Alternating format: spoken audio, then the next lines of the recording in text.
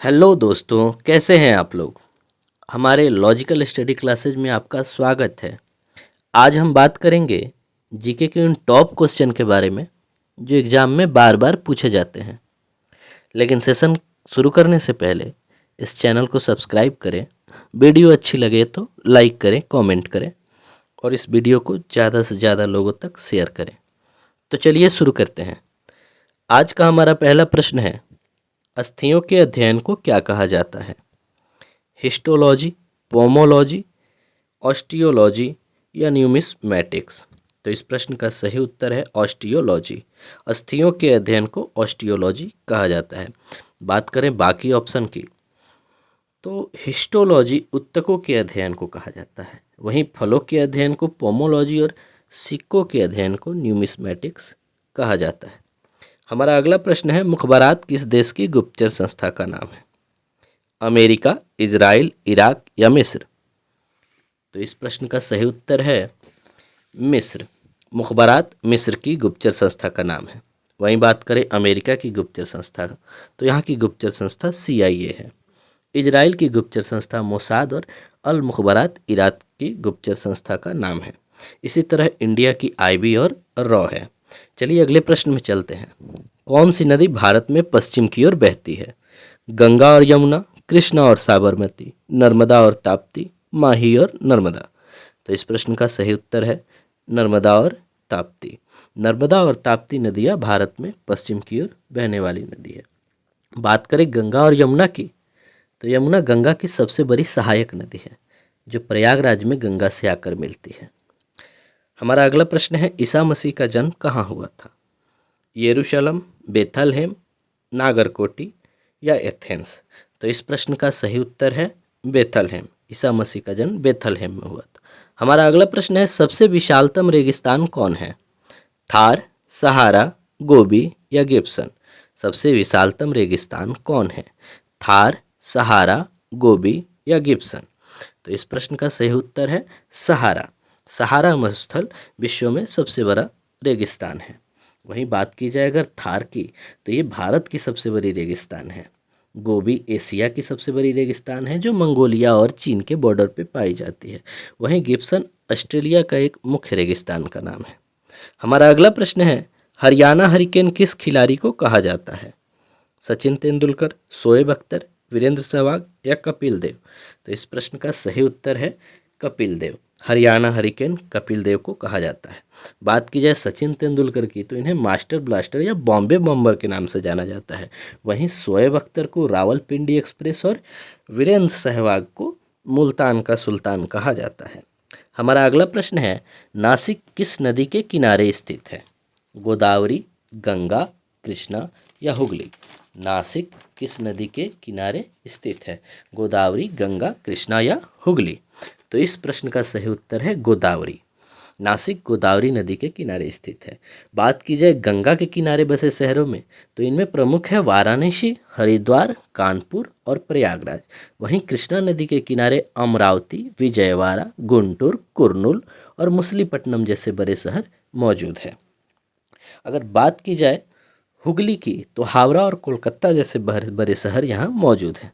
हमारा अगला प्रश्न है, भारत का सबसे गहरा बंदरगाह कौन है। विशाखापट्टनम, कांडला, नावासेवा या पारादीप। तो इस प्रश्न का सही उत्तर है विशाखापट्टनम। भारत की सबसे गहरी बंदरगाह है विशाखापट्टनम। वहीं अगर भारत की सबसे बड़ी कृत्रिम बंदरगाह की बात की जाए, तो ये है नावासेवा। तो हमारा अगला प्रश्न है, गुरु नानक का जन्म कहाँ हुआ था। लाहौर, अमृतसर, पटना या करतारपुर। तो इस प्रश्न का सही उत्तर है लाहौर। वहीं अगर गुरु नानक की मृत्यु की बात की जाए, तो ये करतारपुर में, जो पाकिस्तान में ही मौजूद है। वहीं अगर पटना की बात की जाए, तो सिखों के 10वें और अंतिम गुरु गुरु गोविंद सिंह जी का जन्म यहीं हुआ था। हमारा अगला प्रश्न है, भारत की खोज किसने की। वास्को डिगामा, फाहियान, अल्बर्नी या इब्न बतूता। तो इस प्रश्न का सही उत्तर है वास्को डिगामा। वहीं अगर बात की जाए फाहियान की, तो फाहियान एक चीनी यात्री था जो भारत में गुप्त सम्राट चंद्रगुप्त द्वितीय के काल में आया था। वहीं अगर बात की जाए अलबर्नी की, तो ये एक फारसी विद्वान था जिसने किताब उल हिंद नामक पुस्तक लिखी थी। वहीं अगर इब्न बतूता की बात की जाए, तो ये एक अरबी विद्वान था। इसके द्वारा लिखी गई पुस्तक का नाम था रेहला। तो हमारा अगला प्रश्न है, अर्जुन अवार्ड की शुरुआत किस साल हुई? 1947, 1949, 1961, 1983। तो इस प्रश्न का सही उत्तर है ऑप्शन सी, 1961। अर्जुन अवार्ड की शुरुआत 1961 से हुई थी। वहीं बात की जाए अगर 1983 की, तो इस साल भारत ने वेस्ट इंडीज को 43 रनों से हराकर अपना पहला क्रिकेट विश्व कप जीता था। अगला प्रश्न है, स्वांग किस राज्य की प्रसिद्ध लोकगीत कला है? स्वांग किस राज्य की प्रसिद्ध लोकगीत कला है? कर्नाटक, हरियाणा, तमिल या उत्तर प्रदेश? स्वांग किस राज्य की प्रसिद्ध लोकगीत कला है? कर्नाटक, हरियाणा, तमिल या उत्तर प्रदेश? तो इस प्रश्न का सही उत्तर है हरियाणा। वहीं अगर कर्नाटक की बात की जाए तो यहाँ का मुख्य लोकगीत जवाली है। वहीं तमिलनाडु का मुख्य लोकगीत करगट्टम और कोलाट्टम है। तो उत्तर प्रदेश का लोकगीत कजरी या कजली है। तो हमारा अगला प्रश्न है, भारत में वर्तमान में कुल कितने उच्च न्यायालय हैं? भारत में वर्तमान में कुल कितने उच्च न्यायालय हैं? 23, 24, 25 या 26? भारत में वर्तमान में कुल कितने उच्च न्यायालय हैं? तो इस प्रश्न का सही उत्तर है 25। भारत में वर्तमान में कुल 25 उच्च न्यायालय हैं। आंध्र प्रदेश के अमरावती में भारत का 25वां उच्च न्यायालय की स्थापना की गई है। हमारा अगला प्रश्न है, तंबाकू पर पूर्ण प्रतिबंध लगाने वाला विश्व का पहला देश कौन है? तंबाकू पर पूर्ण प्रतिबंध लगाने वाला विश्व का पहला देश कौन है? जापान, चीन, अमेरिका या भूटान? तो इस प्रश्न का सही उत्तर है भूटान। भूटान तंबाकू पर पूर्ण प्रतिबंध लगाने वाला विश्व का पहला देश है। वहीं बात की जाए भूटान की, तो भूटान की राजधानी थिम्पू है और यहाँ प्रचलित मुद्राओं में से न्यूगल्ट्रम के साथ साथ भारतीय रुपया भी चलन में है। तो हमारा अगला प्रश्न है, निम्न में से कौन सा युग सुमेलित नहीं है? हड़प्पा, रावी, मोहनजोदड़ो, सिंधु, कालीबंगा, घग्गर, लोथल, सतलज? निम्न में से कौन सा युग सुमेलित नहीं है? तो इस प्रश्न का सही उत्तर है ऑप्शन डी, लोथल, सतलज। बात की जाए लोथल की, तो लोथल सतलज नहीं, भोगवा नदी के किनारे स्थित है। भोगवा जो साबरमती की सबसे बड़ी सहायक नदी है। वहीं कालीबंगा की बात की जाए तो ये घग्गर नदी के किनारे स्थित है, जिस घग्गर को पहले सरस्वती के नाम से जाना जाता था। हमारा अगला प्रश्न है, हाथी गुम्फा अभिलेख का संबंध किस राजा से है? रुद्रदामन, खारवेल, समुद्रगुप्त या अशोक? तो इस प्रश्न का सही उत्तर है खारवेल। खारवेल जो उड़ीसा के शासक थे। वहीं अगर बात की जाए रुद्रदामन की, तो ये जूनागढ़ या गिरनार अभिलेख के लिए प्रसिद्ध है। वहीं समुद्रगुप्त प्रयाग प्रशस्ति अभिलेख के लिए प्रसिद्ध है। तो हमारा अगला प्रश्न है, महात्मा गांधी ने भारत में सत्याग्रह का सर्वप्रथम प्रयोग कहाँ किया था? चंपारण, खेरा, अहमदाबाद या बारदौली? तो इस प्रश्न का सही उत्तर है चंपारण। महात्मा गांधी का प्रथम सत्याग्रह बिहार के चंपारण में ही हुआ था।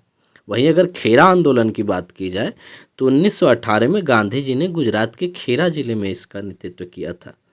अहमदाबाद की बात करें तो ये अहमदाबाद में सूती मिल मजदूरों का एक हड़ताल था, जिसका नेतृत्व भी गांधी जी ने ही किया था। वहीं बारदौली सत्याग्रह, जिसका नेतृत्व वल्लभ भाई पटेल ने किया था, जिसके बाद इनको सरदार की उपाधि मिली थी। हमारा अगला प्रश्न है, भारत में जिप्सम का सर्वाधिक उत्पादन निम्न में से कौन सा राज्य करता है? हरियाणा, कर्नाटक, उड़ीसा या राजस्थान? तो इस प्रश्न का सही उत्तर है राजस्थान। भारत में जिप्सम का सर्वाधिक उत्पादन राजस्थान करता है। वहीं बात की जाए अगर उड़ीसा की, तो ये बक्साइड और कर्नाटक मैग्नीज उत्पादन में अग्रणी है। हमारा अगला प्रश्न है, बुली शब्द का प्रयोग किस खेल में किया जाता है? क्रिकेट, फुटबॉल, हॉकी या बास्केटबॉल? तो इस प्रश्न का सही उत्तर है हॉकी। बुली शब्द का प्रयोग हॉकी में किया जाता है। वहीं क्रिकेट की बात की जाए तो क्रिकेट में aces, fine leg, Duckworth Lewis और लॉन्ग ऑन, लॉन्ग ऑफ आदि शब्दों का प्रयोग किया जाता है। वहीं फुटबॉल में half back, handball, free kick, tie breaker, penalty shootout का प्रयोग किया जाता है। वहीं बास्केटबॉल में हैंगिंग, लीड पास, डेड बॉल, पिक और बैकबोर्ड जैसे शब्दों का उपयोग किया जाता है। हमारा अगला प्रश्न है कि निम्नलिखित में से किस भारतीय राज्य की राजकीय भाषा अंग्रेजी है? किस भारतीय राज्य की राजभाषा अंग्रेजी है? नागालैंड, सिक्किम, मणिपुर, केरल? तो तो इस प्रश्न का सही उत्तर है नागालैंड। वहीं अगर सिक्किम की बात की जाए तो सिक्किम की राजभाषा नेपाली, लेप्चा, भूटिया और हिंदी है। वहीं अगर मणिपुर की बात की जाए तो मणिपुर की राजभाषा मैथिलोन यानी कि मणिपुरी है। केरल की राजभाषा मलयालम है।